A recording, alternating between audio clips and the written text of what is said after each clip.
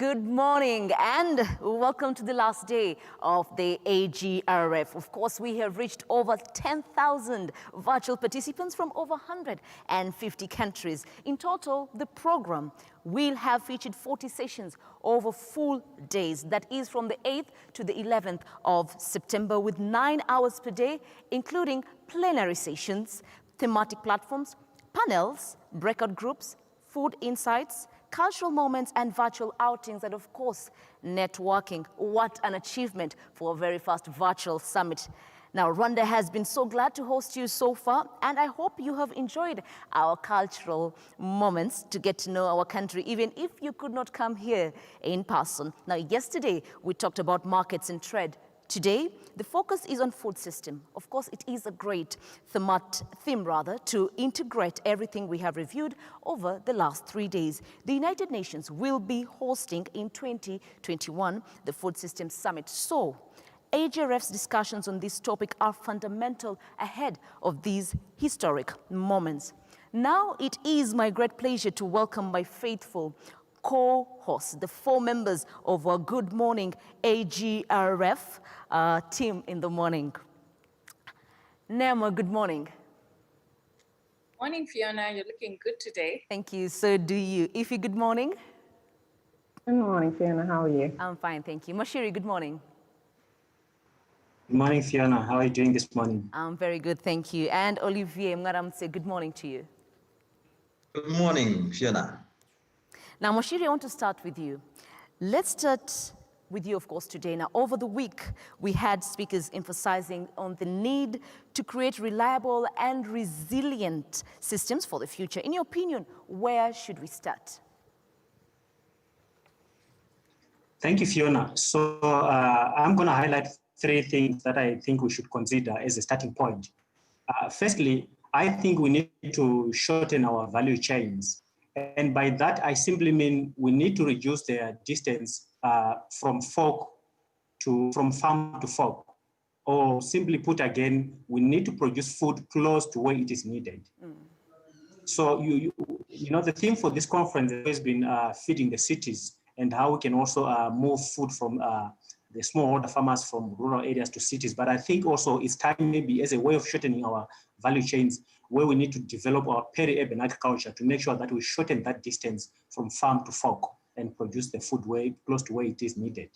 And there are so many benefits really of shortening our value chains. For example, then it means our consumers will then get fresher and nutritious produce in time. And it also means it reduces food loss because most of the food actually gets wasted and lost due to longer transport and storage periods. So it means we'll reduce food loss, and also that will contribute to a bit more profits to the farmers. Last but not least, it also eliminates the middleman who is always ripping off the farmers' hard work. Because now through digital tools and technology, we can connect farmers directly to consumers, and it means they can get a premium over their produce. And secondly, Fiona, we need to develop a balance in the development of food crop value chains versus cash crop value chains. Because when you look at it currently, the cash crop value chains are more developed than food crop value chains. And the cash crop value chains are mostly for export. You look at your coffee or cocoa and the like. Because they are for export, their value chains are better developed than the food crops.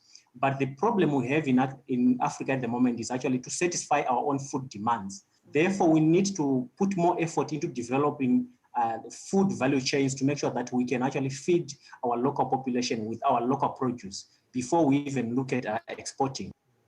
And we also, in that regard, need to make sure that the African Continental Free Trade Agreement is fully implemented and every political leader and business leader commits to its full functioning so that we open up our borders regionally in the continent to make sure that food can actually be traded and move with much ease. And that will obviously result in a reduction in our net import bill that is currently way too high and doesn't reflect the hard work that our farmers are actually putting to produce the food.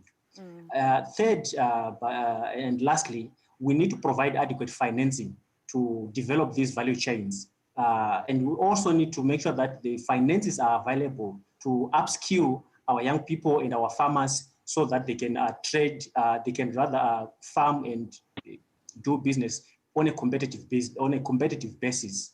And we also need to finance the development of our technology infrastructure, which is currently quite fragmented and not fully developed. So we need financing to that. So those are the three main issues that I would highlight for now, Fiona. Now, Mashiri, you just mentioned the need for shortening our value chains. Now, what do you think is missing, to make this a reality? I think first of all, Fiona, we need a harmonized digital and physical infrastructure across the continent. And here you notice I'm talking about both the digital and physical. Yes, the digital to make sure that our data actually is interoperable. We need to make sure that digital platforms that are used, for example, in Kenya, when we extract data from them, their data can also be interoperable with our digital platforms, say in South Africa or in Zimbabwe or elsewhere. So we need to make sure that that infrastructure is developed and it speaks to each other across the continent. But also physically, we know in Africa we've got a huge challenge. It's got infrastructure where actually the food actually has to be moving from place to place, be it through our borders, through our roads, the energy infrastructure to make sure that our food travels in refrigerated containers. We need that infrastructure to be developed fully. For example, I'll give you an example, Fiona, that current process of developing a platform that enables farmers to connect with potential buyers and other stakeholders through a bidding process where a farmer can actually sell his produce through an auction using a bidding format and make sure that before they even harvest their produce, it already got one or two prospective buyers who are competing against each other to take that produce. And that will make sure we no longer have a problem of moving our food from the farm to the consumers. But also, Fiona, we need knowledge and skills transfer to rural areas because, again, it is from these rural areas where our small farmers are, and they are the backbone of African agriculture. And that knowledge and transfer really needs to, in my view, we need an intergenerational knowledge osmosis. And by that, I mean, young people currently, they speak of we need to use technology on the farms, etc. But they are our parents, if you like, the older generation on the farms who do not know or are savvy. So in as much as we want to implement technology on the farms, we also need to learn from them, and learn from their repository of historical data and knowledge that they've acquired over the years, because they may not be tech savvy, but they hold a valuable repository of knowledge that we need to use before we even start implementing technology. So there's need for that osmosis of intergenerational knowledge to make sure that we can achieve that. That's very important, Mashiri. But in one sentence, then, what does the future of the African food systems look to you, and why? Fiona, to me, the future of the African food systems is youth-centric and youth-driven. And the reasons are straightforward. 60% of the African population is under the age of 40. That's a very young continent we are talking about. So anything that is going to be developed needs to have the majority of that component of the population at the center of it. We speak always about technology and the future that it holds actually in the African food system. And we know that young people are the purveyors of technology and digital solutions. And therefore, we need to make sure that if technology is going to have the effect and impact that it potentially has for the future, then young people who are the purveyors of that technology have to be at the center of it. And lastly, Fiona, you realize that according to the World Economic Forum, top 10 of the youngest countries in the world are African. Like top 10 of the youngest countries in the continent, in the world, the whole world, they are African, with Niger and Mali topping up the list. Niger having a median age of 15.2 and Mali a median age of 16.3. That's a really young continent, and we really need to make sure that everything we do is youth-centric because they are the majority demographic. Absolutely, I totally agree with you. It is time for Africans to rise in their food systems, but mostly it has to be led by the young Africans. Now, on the dish of the day, we will be having Chef Ali Mandri talking about cooking and sustainability. He will visit Rwanda to see himself the effects of climate change on farming, and he meets a local farmer who teaches him how to make a popular traditional meal, and this is banana with beans and split green peas. Also, they will explain to him, of course, how sourcing for the ingredients is becoming a challenge due to climate change. So let's take a look.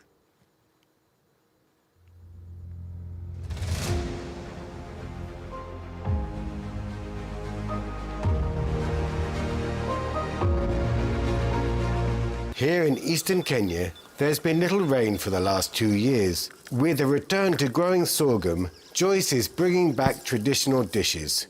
Today she is visited by Kenya's celebrity chef Ali Artiste, who wants to learn more about cooking with this little used ingredient. As a chef, I would say it's easier to cook. It cooks really fast, it's tastier, and it's more healthier than maize because it contains more minerals than maize itself.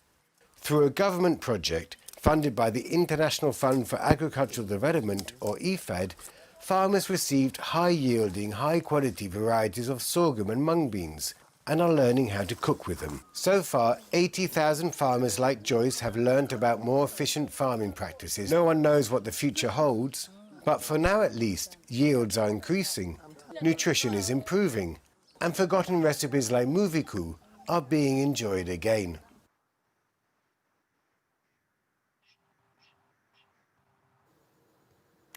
And now let's call upon my co-hosts, of course, to give you a flavor and of what to expect from this last day of the summit. I'll start off with you, Neema.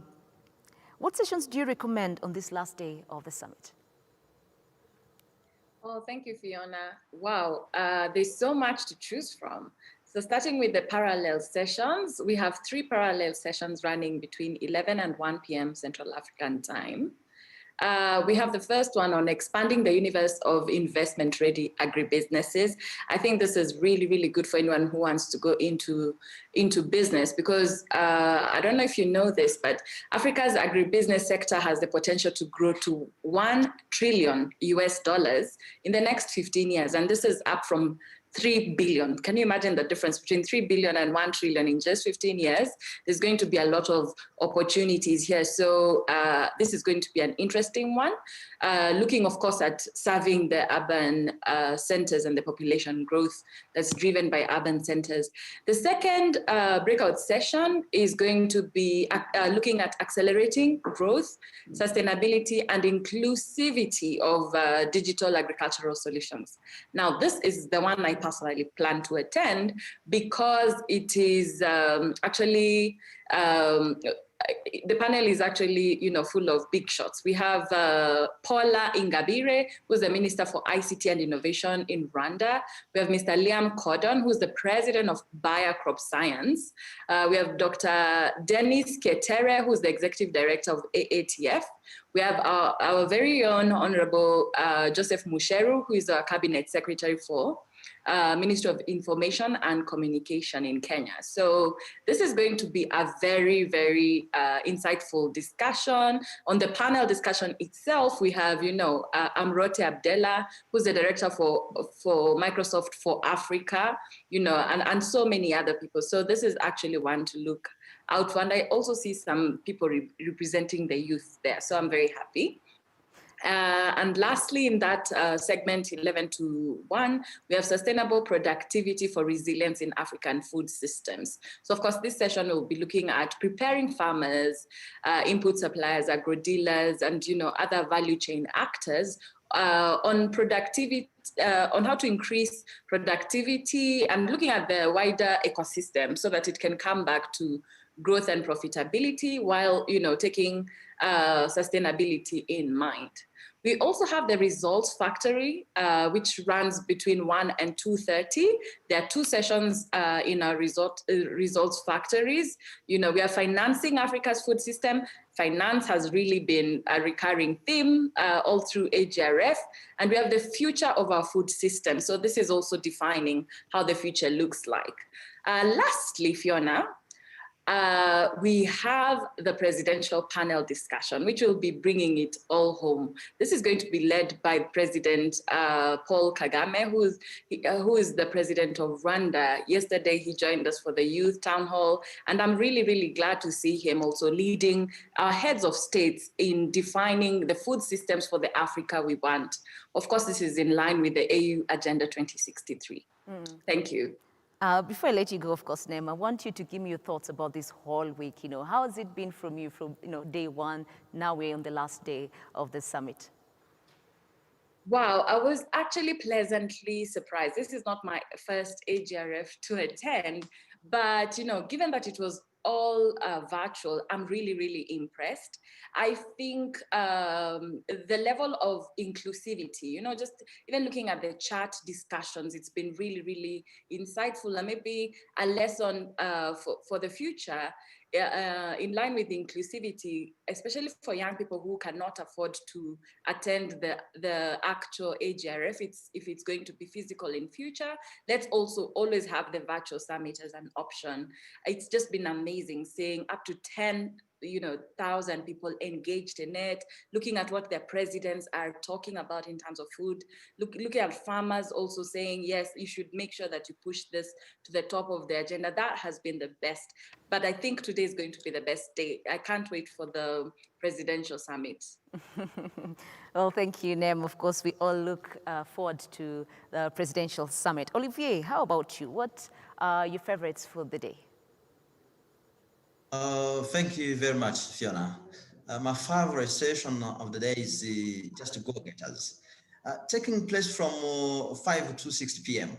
I'm looking forward to see how two Best Africa young entrepreneurs, one woman and one man, will each win $50,000. That's a great for the most innovative scale of business. So award will be presented by Dr. Agnes Karibata, the president of Agrf and the special envoy of UN Secretary General for the 2021 Food System Summit, and the winner of Yala Prize for 2012. So, I remember that after this prize, 10 finalists will benefit from a package of support to boost their business. And that's a great, where also 250 applicants will benefit from online training to strengthen their business plan and sharpen them to become the next young entrepreneurs, winners of the next go-getters. And so that's be great. So, and also I'm looking forward to attend the partners investment in transformation and the agribusiness deal room crossing sessions. So which will take place from 1 to 2:45 p.m. So we're gonna attend the deal room research factory, drive home to the impact of agribusiness enterprises, and often, as you know, the smallholder farmers and rural small SMEs, small and medium enterprises, just are the backbone of sub-Saharan African economy and the main producer of food. So they have high potential for growth and can drive social development for their community and the country as well. And with the innovative development finance solution, they can help agribusiness to grow so that they can scale and reach their full potential for transforming Africa food system into something which is very productive and bringing Africa to food security as well. So in this session, we're gonna have the matching the SMEs and with the investors of financial institutions, which is very great. And also the government will be presenting investment opportunity in their countries. And the session will be moderated by Mr. Keba Corey, Director Inclusive Business Development in IDH Netherlands. So I encourage everyone to attend the session because it will be very interesting, because it is bringing the finance, as we saw that a financial problem is the main challenge for the youth. Thank you very much, Fiona. Thank you, Olivier. But then, your favorites for the week from Monday to this very day, Friday. What has been your favorites? Actually, saying that it was a favorite, I can say this summit from Monday to today just gave me some inspirations. Looking to the session delivered and discussion that have been undertaken, just agribusiness, youth involvement, topic linking resilience, nutrition and health in market and trade, and today's theme, which is all about food system, all remind me that Africa, that we still have a long way to go because of the discussion that we saw. And this is why we're here. That we still need to think big, bring innovations. Our younger musician who started this summit was saying about to bring the magic, farmer, bring your magic so that we can feed Africa. So all those magic will help us to bounce back for better and feed the Africa people sustainably. So this is what I got as a global conclusion for this summit during all this week. Thank you very much. Ife, I want to bring you in now. What are the sessions are you keen to see today? Hi, Fiona. Sorry about that. Hi, Fiona. There are a few interesting sessions I'm going to be watching today, but the one I'm most excited about is the Africa Food Prize at 5 p.m.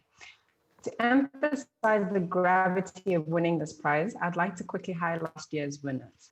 Dr. Emma Naluyima and Dr. Baba Diom were the last winners of last year. So let me start with Dr. Naluyima completely changed her career to become a farmer, transforming her 1-acre plot into showcasing of profitable and environmentally friendly agriculture. The secret to her success is innovative integration in crop and livestock production based on recycling of farm resources to provide natural fertilizers and pesticides and biogases.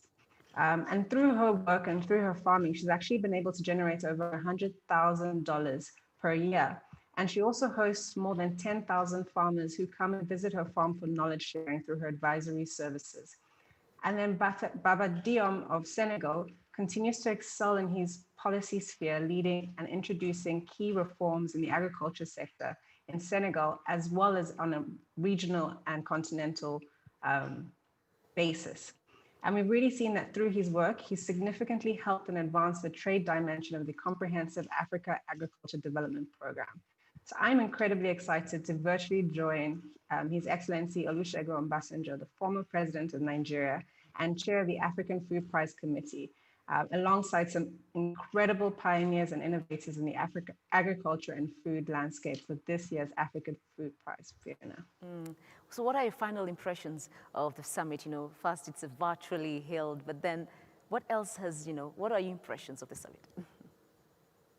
I've been blown away. I found that it's been a masterclass for me, and it's also been a week that's really re-energized me to continue to work and help and do the work when it comes to helping agripreneurs scale their businesses across the continent through Nourishing Africa. And simply put, to me, it's been an incredible experience, and it's been one that has taught me so much from various topics and themes, and I've really enjoyed how they've highlighted gender as a core theme throughout the week. Well, thank you very much, Ife. Mashiri, did the summit meet your expectations?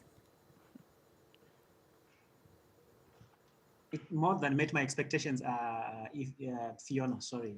Because, for example, this is like the first time this summit has been held virtually.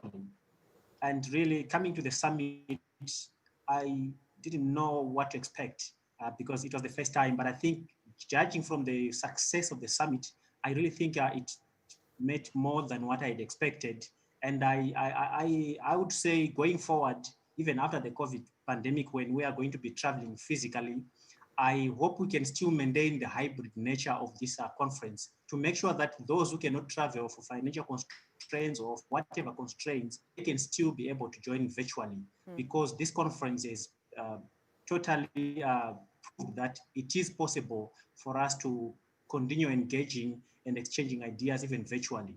So yeah, it really has been an incredible conference, and I wouldn't really go away without mentioning the opportunity we had yet to meet with President Paul Kagame. It doesn't happen that often when you see a head of state sparing some moments to come and interact with you. So for me, that was really the highlight of the conference.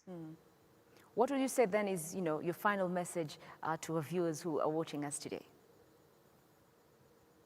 My final message to the viewers who are watching is that there is no more reason why we cannot put into practice everything that we've been discussing throughout this week, from nutrition and health, from trade and commerce, from food systems and the like, because we have seen that through the power of technology, we are no longer separated geographically by physical barriers. We can now fluidly connect through technology. So my message is that keep engaged. Let's now take the messages that have been shared here and put them to work so that the next time we meet, we will be talking about this since we last met. Well, thank you very much, Mashiri. Nema, thank you very much. Ifi, thank you very much. Olivier, thank you very much. You guys have been amazing co-hosts. Thank you, Fiona. Thank you to you, Fiona. Thank you. It's been amazing. So now, of course, we go straight to the interview that we had earlier with our guest, the CEO of RDB.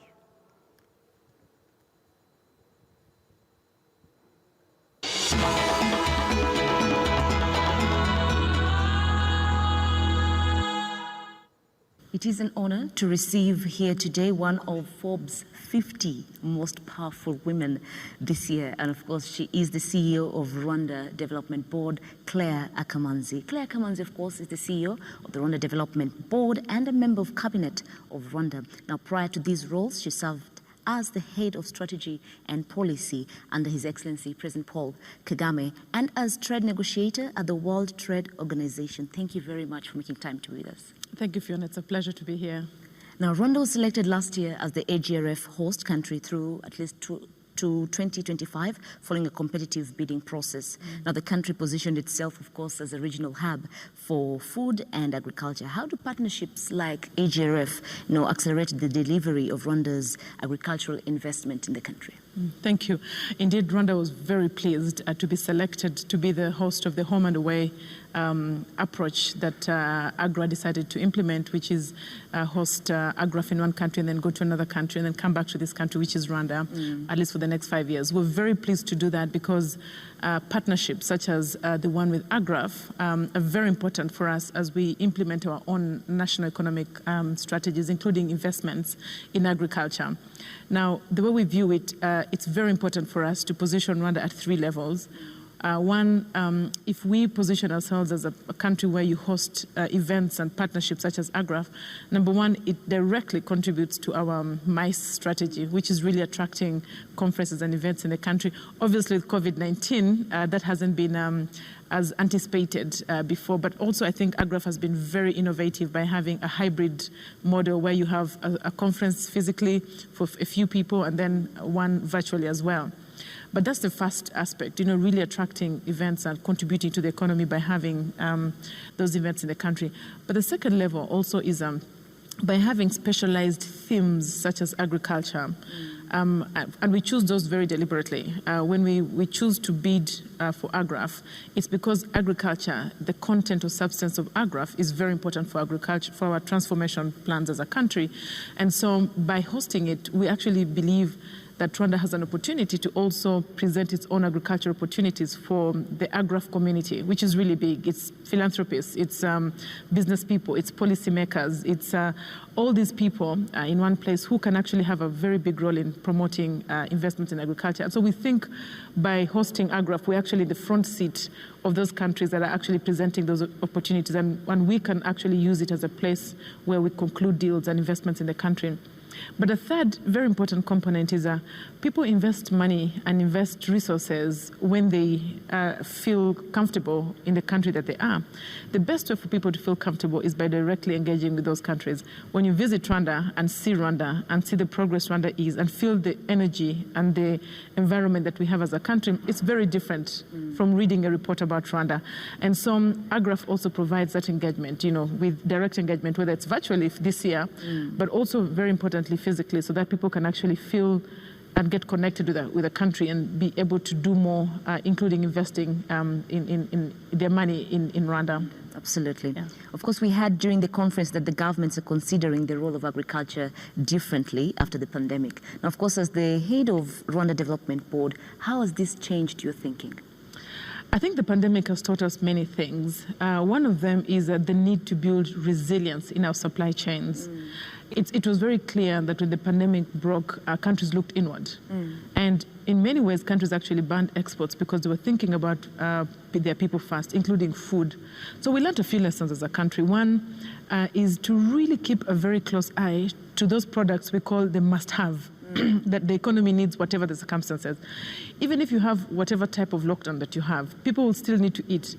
At the peak of our lockdown, we still had markets opening. We had food companies still open because people need to eat. And maybe more so at the lockdown. I think people even ate more at home because they were spending a lot of time at home. So you can't ignore food, and you can't ignore the fact that we have to keep the supply chains of food very strongly developed. So what we learned is really keep an eye on the must-have. What are they? Especially food, fuel, among other products, and making sure that we have the supply chains strengthened to have them produced and also distributed within the country. That was, I think, a very key lesson. The second one was resilience. When you have a crisis such as the pandemic, how do we at the company level and also the country level have the resilience to go on when a crisis hits, so that when a crisis hits, it doesn't find you unready? And I think what we saw in Rwanda is that of course, it was a challenging time, the pandemic was challenging, but we're able to mobilize our resources that were being built over time, whether it's governance structures to distribute food, whether it's being able to actually use the food stock that we had in our reserves, or whether it's actually mobilizing a private sector structure that had been built over the last 2 decades to supply food quickly. And that's how we're able to survive. So these structures that we keep building are not just in agriculture, but the systems, the transportation, the linkages, the supermarkets, building these structures that allow food to not just be produced, but also distributed, and making sure that they're resilient in the long term. So those were 2 very important lessons that we learned from the pandemic. Now, many people were talking about the potential opportunities that, of course, could emerge out of COVID response, particularly in terms of bringing the continent together. Now, do you see this as an opportunity to build back better with a more cohesive market after the AfCFTA, or will it further push us to protectionism? Well, I think, first of all, the thing about the CFTA that we all know is that, number one, it's extremely important for the future of the continent.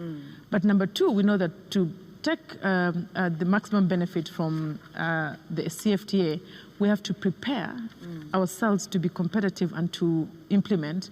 And thirdly, it's work in progress. We have to start and keep building as we move forward. So I think on the first point of it being very important, imagine a market of more than 1 billion people on the African continent. It is a market that can actually transform all our economies. If we do it well and do it as anticipated, we really have a very big opportunity on the African continent with a very big market to actually make money and transform lives of our people. The second component is that it actually requires preparations and implementation. I think the first steps are very good. We have, the last time I checked, only 1 country hadn't yet ratified. The rest of the countries have ratified. About 30 have signed. About 30 have ratified. So we need to just make sure we get more countries ratifying. That is the first step. But the second step is, at a country level, how are we preparing to take advantage of the CFTA? Because we all know that even when a pandemic happens and we look inward and we try to protect it's not sustainable. We can't, protectionism is not sustainable. There's no country that can achieve prosperity and transformation only with itself. We need trade, we can't produce everything we need. So we need to always bring what we can produce from other countries, and other countries need to import what they can't produce, including from ourselves. So protectionism is temporary and it's not sustainable. So we need to always build the systems that allow us to actually trade with each other. But to get there, we need to prepare. Countries must have a national strategy for taking advantage of the CFTA.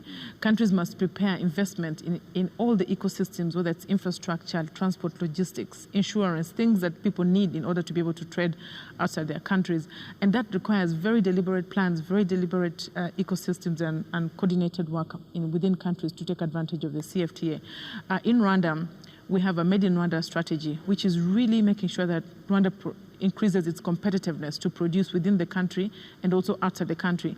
We will be looking at enhancing our Made in Rwanda strategy to be able to very specifically identify those products that we have competitive advantage in or are building competitive advantage in order to supply and compete on the market. That's what we all need to prepare and also to have a strategy to really take advantage of the CFTA. And the CFTA is work in progress. You're not going to achieve everything at a go. You need to, go gradually, and countries must also prepare to have that gradual implementation as we keep making progress going forward. Absolutely. Now, as a final word, what advice do you have for those small and medium enterprises in the private sector that are trying to weather the crisis across the country and, of course, on the continent? Yeah, I think SMEs, especially in some sectors, have been very much hit by the pandemic. I think that, first of all, SMEs should take time and try to learn what each country has in plan to address some of the challenges that they've faced. Many countries have recovery opportunities that can actually support these SMEs. In Rwanda, we have what we call the Economic Recovery Plan after COVID-19.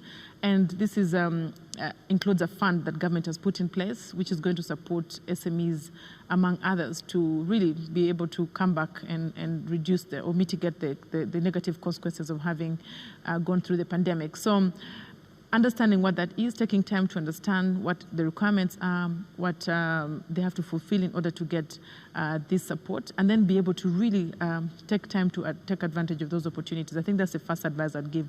And I believe many countries have different instruments they're putting in place to support SMEs not to die after the pandemic. Number two, also to start thinking long term. Yes, there's this short-term impact that has happened, but also start planning how you actually think about a longer-term approach, because today you may not make money, but if you stay the course and manage the few resources that you still probably are left with, how do you make sure you have a plan for the next 2 years, 3 years, 5 years, and try to build that even within the pandemic? So I think if we do these two things, SMEs can continuously, work hard, looking at the longer term more than the short term, and hopefully the pandemic will be something that will be in our past very soon, so that we can go back to our lives and work very hard. But I must say it's a challenging time for everybody, not just SMEs. Well, thank you very much for making time to be with us. Welcome. Thank you.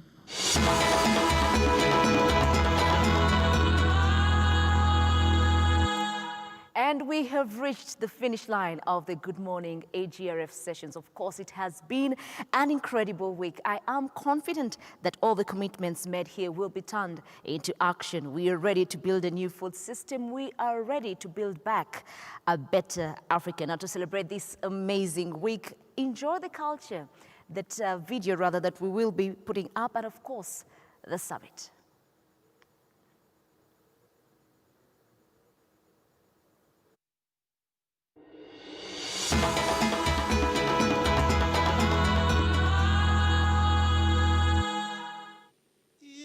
Chibuga nangeruka we urubambingwe kwa mucowera mbamba we umva rero we dore amazi ya nyanja